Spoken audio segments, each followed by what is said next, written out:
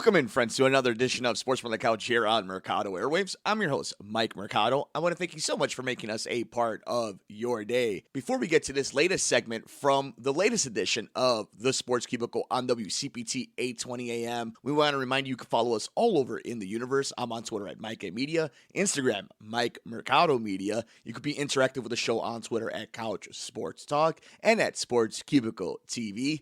Like, rate, review, and share us on all major podcast platforms, wherever you get your favorite podcasts at Mercado Airwaves. Check out the video version of the podcast over at youtube.com/Mercado Airwaves Network. We have swag over at teespring.com/Mercado Airwaves. And if you would like to get our weekly NFL picks, check us out at patreon.com/Mercado Airwaves. Now enjoy this segment from the latest edition of the Sports Cubicle on WCPT 820 AM with Dan Marver, Devin Tingle, Paul Chivari, and myself, Mike Mercado.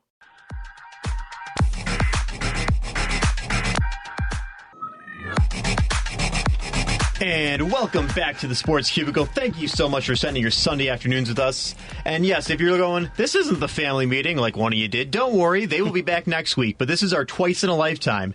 This isn't going to happen until maybe the end of next year. Or this year, I should say now. I don't know. Now, let's get to the story that everyone, I think everyone in Chicago is talking about this. I was on Facebook, I was on Twitter. Just take a listen. Bulls look for the win. DeRozan to win it. Goal! Right, DeMar DeRozan. that sounds like the New Year's heave, right? Is that the New Year's heave or is that the New Year's tray? That is the New Year's heave, because the New Year's tray was just another scenario in back-to-back nights as the Chicago Bulls on buzzer beaters from DeMar DeRozan, the guy who nobody wanted the Bulls to get. The one that was the biggest upset, if you will, that upset all of the journalists in the NBA of the offseason, that signing. Marver, simple question. Are the Bulls back? Looks like it. All you can do is look at the record, and they're the top team in the East. But who would have thunk it? It's unbelievable. I mean, you're right about DeRozan. I mean, he's the key to their success, as a compliment, of course, to the other star that they have. I mean, you got to have two guys always to offset one another. So, Levine, of course. So, it's crazy. I would have never expected it, but I think they're for real this year. It just goes to show what happens when you have people who are in charge that are able to evaluate talent and be competent, and a coach that's able to build a rotation. This is a team that they do have deficiencies. Somebody like Kobe White, for example, he's not known for his defense.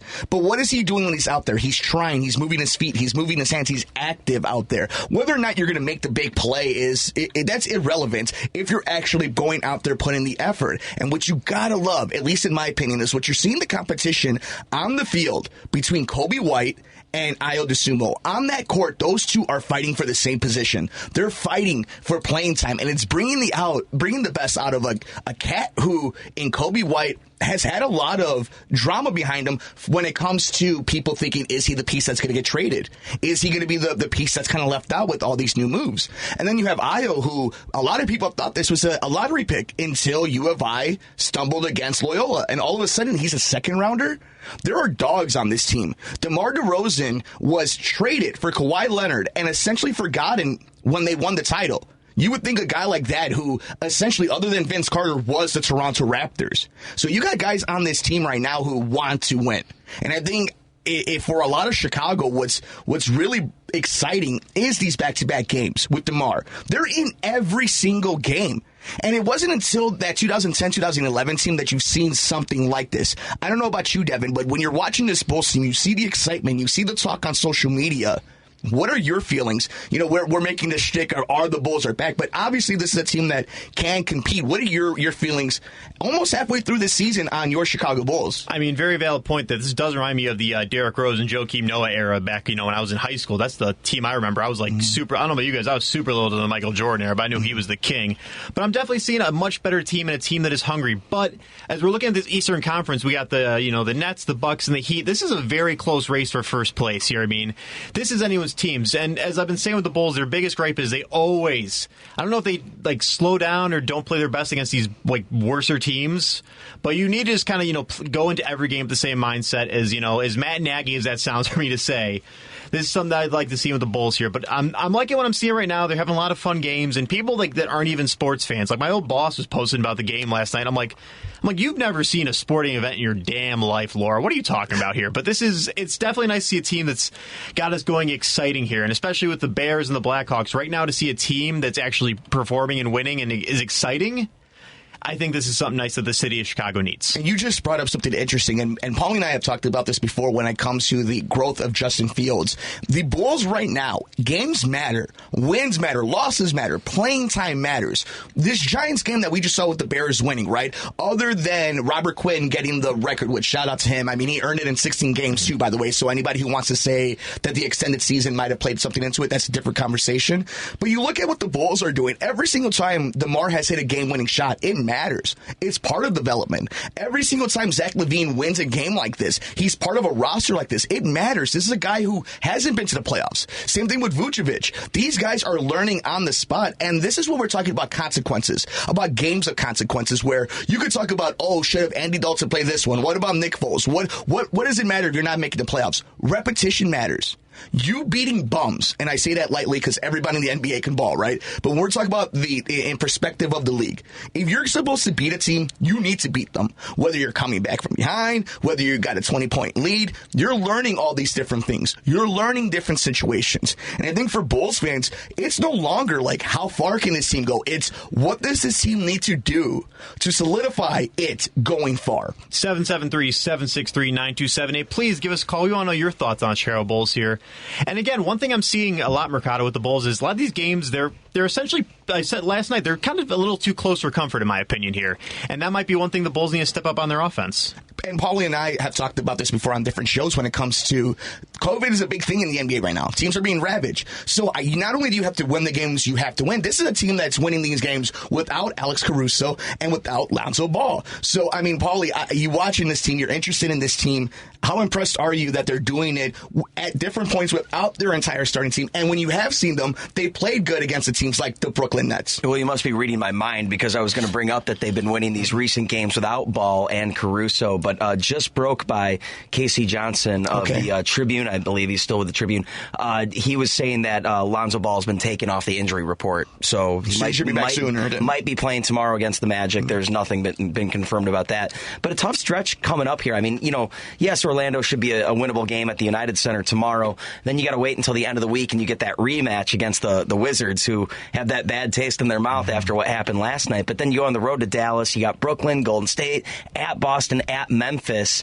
That's going to be a grind, ending with that Martin Luther King Day game on the 17th against the Grizzlies on the road. So, we'll see what this Bulls team is made out of. But right now, they're in the top of the power rankings in the East right now, and really could be a contender when we're talking about, maybe we're getting a little ahead of ourselves here. But, when was the last time you considered the Bulls as a legit contender in the Eastern Conference? An exciting contender. And Marver, I'm going to throw it to you about this one because I think this team, as I was saying earlier, is going to be something that they just need to solidify themselves. They're already in a position. They've given them enough cushion where they should be a playoff team. But they're going to have to make a move. And I think it's not going to be the most drastic of moves. I think this is a move more for depth and for a veteran to come in, help get rebounds, help solidify the baskets, and to be somebody that could basically be 5 fouls. And Marver, if you're right now AK and Mark Eversley, what are you looking for? Are you looking for a veteran? Are you looking for a big? Are you being aggressive in the trade deadline, knowing full well you might have a legit shot at winning title number 7? Oh, I think they do need a banger, out of those Rodman type, but somebody like, I agree totally with the rebounding concept. I mean, they were even playing this, recently without their coach, and they were winning. So, I think that a big would really help them. Another big, don't you think so? I think it's probably the move that they need to. I've always looked at somebody like a Thaddeus Young type, where you're looking for a veteran that's going to get bought out, and you're looking for somebody that still has miles under them, but is playing for an organization that just needed the contract in order to make space for the next few years coming up. And I think the Bulls have the front office, and we've learned this. They're going to make a move. They're going to be aggressive. They think it's going to be better for their franchise and for their roster. And mind you, all this is going on And you know who's having quietly a season that's going to make him a boatload of money? And that's Zach LaVine. This is a guy who's going to get a max deal next year. And that's what this team is doing. So they're going to have to be creative. And there are going to be guys that you do like on this team that are going to be on the chopping block, like a Javonte Green or a Derrick Jones Jr. But I think this Bulls team has put themselves in a position right now. They could be creative. And they could also be aggressive. And I think for all of us at this point, it's just a matter of how healthy can you be? Not just COVID-related, but can you avoid a catastrophic injury? And if somebody else in the Eastern Conference is going to stay 100%. Is Philadelphia one bad move away and one bad foot from Joel Embiid from not being relevant? What about Brooklyn? How much confidence do you have in the Brooklyn Nets? That's where we're at now at this point as Bulls fans. Almost at the halfway point of the season. We're talking about all-star games. The Brooklyn Nets have the best player in the league. But are you confident Kyrie Irving is only being able to play half his games, those being on the road, going to be enough to help gel with that team? We've seen the matchup, that the Bulls match up pretty well against Brooklyn. But what happens when you play a lesser team, quote-unquote, like Miami? You may be better than Miami on paper, but they're a matchup nightmare. So, I mean, if you guys are looking at it right now, how confident are you? Are we talking about like they can win this, like you guys are willing to put money on the Chicago Bulls making a run at the Eastern Conference? Or are we, like Paul said, maybe getting a little bit ahead of ourselves? What do you think, Paul? I think they got to go and get that big man. I mean, it's obvious how they're getting killed on the glass, especially defensively, especially on the road. You can't depend on Vucevic the entire time. So, yeah, I want to see them go out and grab a big or a rebounder or somebody to kind of help them. And, yeah, I mean, I don't think I'm willing to put down money on it, but I think if you were telling me who are the four hottest teams right now in the Eastern Conference, the Bulls have to be up there. Now, will it transfer to success in April and May? I don't know. And how much is a lack of experience from not making the playoffs the last few years, or for guys being in different systems or on different teams in the playoffs the last few years, how much is that going to affect them once they start tipping off in April for playoff games? Have you guys been this excited about NBA basketball in a while? I think this is something Chicago hasn't experienced because of just how downtrodden this organization was. I'm a diehard NBA fan, so I'm constantly watching the association, but the Bulls, it's one of these tentpole franchises. How different has it been for you, Paulie, as an observer watching the NBA and the Bulls more specifically this year? And I'm definitely a fair weather NBA fan, so if the Bulls are good, I'm watching the NBA, so it's excited me. It's gotten me back into it, and I was one of those people during the Gar Forman, John Paxson years with the Bulls where it's like, okay, I hung with them for so long that it finally hit a point maybe about a season or two ago where I was like, you know what, I'm done. It's not that I won't be a Bulls fan, it's just it's going to be hard for me to be in their corner until upper management changes. And you saw how instantly that impact was once they got rid of Garpax and brought in AK and Eversley to do their job.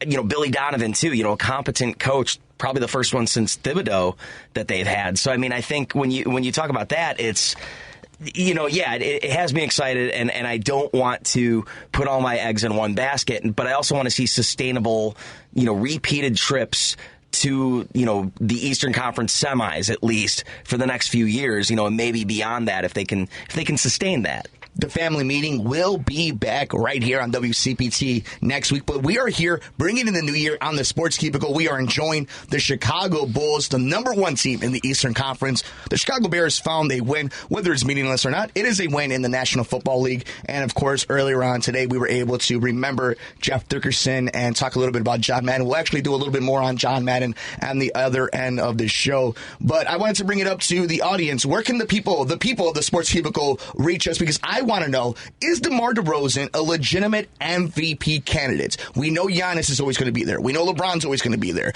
Devin Booker, John Morant, there's a lot of studs there. But, Devin, we want to know from the audience, where can they reach us? I want to know from the peoples, is DeMar DeRozan an MVP? Well, if you want to call in right now, 773-763-9278, 773-763-WCPT, if that's easier for you to remember us. We're on Facebook. I got it up here. You can find us at WCPT820 on Facebook. And you can tweet us at the Sports Cubicle TV. My man Mercado there, he is the Twitter wizard, and he's made that account one hell of a Twitter account. If you're not following it yet, you guys are missing out here.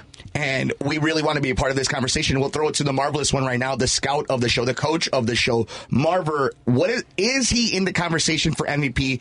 And if he's not, what is it going to take for DeMar DeRozan to be a legitimate contender, a legitimate bidder for the MVP conversation in a stacked NBA full of superstars?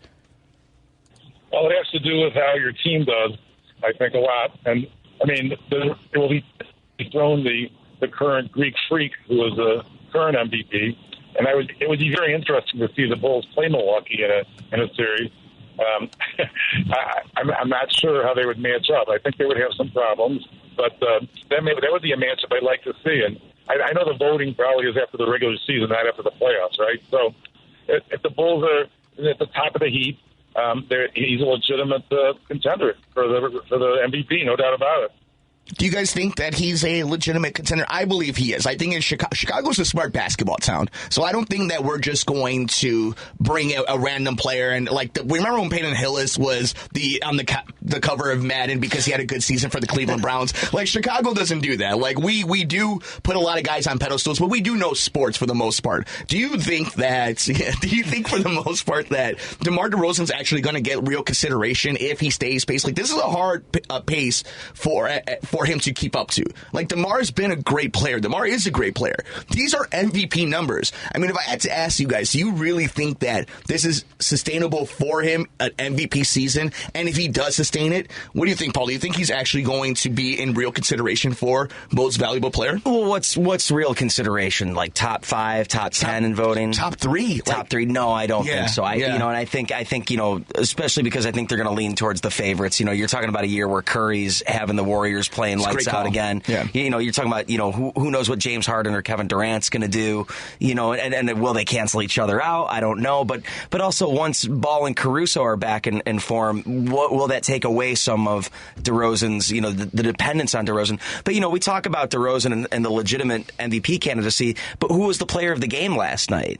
And it was LaVine with his 30 points. So I think there's just way too much on this team where it's not really one valuable player on this team. I think it's a valuable team, a cohesive unit of guys that maybe takes away from DeRozan to be the superstar, whereas other teams like a LeBron or a Curry or a Durant kind of have to be in that role and have to be kind of launched into that status to be the lead scorer, to be the guy that they depend on to take the final shot all of the time. You do bring up a good point, and I'll throw to Dev on this one. Who is the alpha on the Chicago Bulls? I do think that these two don't necessarily have a ego. I think they are willing to distribute to one another and play off of each other, but usually you do know who the number one is. And I think Zach LaVine is probably the better player, but I think this is DeMar's team. I agree with you. And I say, you say, who is the alpha? I think based on the fact that we've seen a few of these buzzer beater shots from DeRozan this year, who's the guy that's going to have the ball in his hands?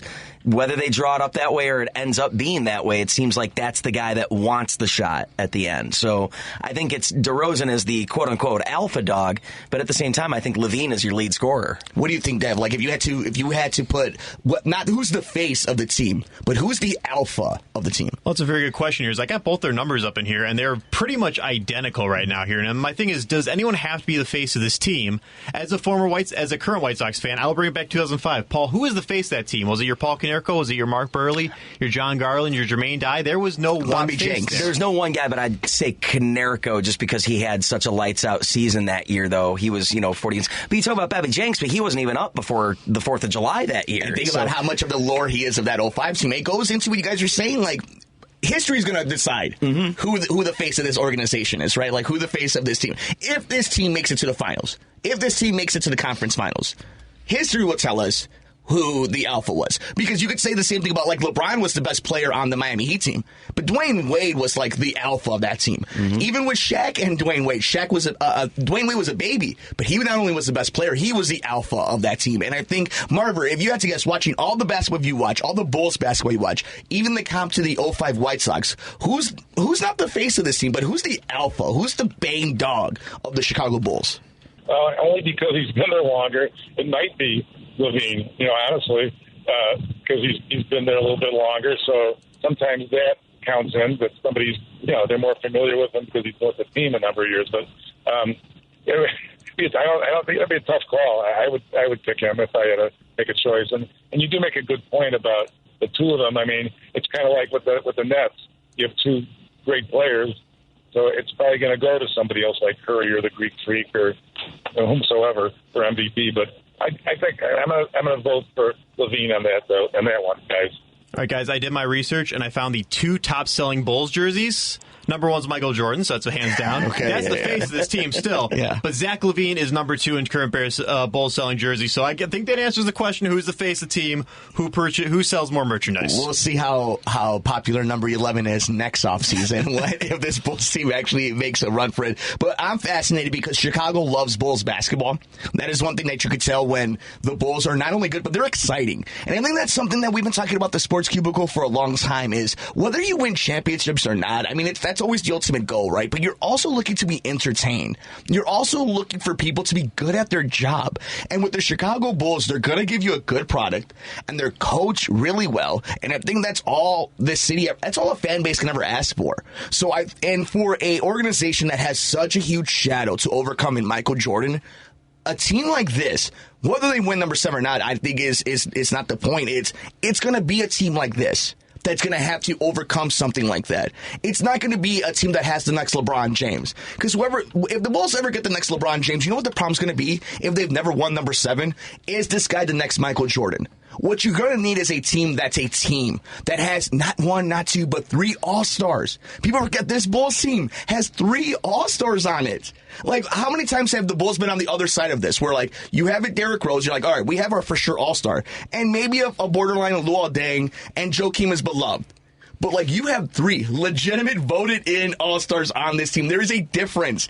And I think that's really exciting for a lot of Bulls fans. And I think it's going to be something that they're going to have to also learn is being the favorite. Being a team that no longer is being slept on. Guess what? Milwaukee's not going to sleep on the Bulls. Giannis is going to come in and he's going to get his. Have you ever considered the Bucks a rival to the Bulls before this season? No, not before this season. I think those 2 organizations have never been good at the same time against each other. Although they met in the playoffs back, just not too long ago, like 5 years ago or so? And I think maybe in today's NBA, I don't think playoffs are where rivalries are born, but you really start seeing them really develop in like the second and third round. And I also think that the NBA is very friendly now with each other. A lot of these guys have the same agents. A lot of these guys are part of the same clientele. Yeah, how do super teams happen? Yeah, but then you see what happened between the Sixers and the Nets. I think it was last night or 2 nights ago between Joel Embiid and Kevin Durant. So there is beef around these leagues. Like, these guys want to win titles, and we're part to blame for it here in the media and as fan bases because these dudes know that they're judged completely on if they win championships. And look at who's starting to get a little flustered. You can start looking around. It's like, whose clock is ticking? Joel Embiid needs to win one. Giannis winning his completely changed his career. You're starting to see Chris Paul could really use if Chris Paul wants to be the greatest point guard of all time, he really needs a Larry O'Brien trophy. Mm-hmm. Like, that's what we've done. And think about what it would do for DeMar DeRozan, who was traded from Toronto, the franchise that he is the best player since Vince Carter. And think about that. Since Vince Carter. Traded for Kawhi Leonard. Kawhi Leonard goes on this crazy season, wins Toronto, the Toronto Raptors, an NBA Finals. And DeMar is getting better playing the point guard under Greg Popovich in San Antonio and finds a way to Chicago, tries to have an MVP season. I mean, sometimes you can't write it. I think this is one of those storybook things that if they're able to be the Phoenix of this year, it'd be something really interesting to see. But we want to know your thoughts over on Twitter at SportsCubicle.tv. Devin, where can the fine people find us? Well, there's a lot of places our friend Jerry Riles told us. You can find us on Facebook at WCPTA20, Perk Chicago's Progressive Talk.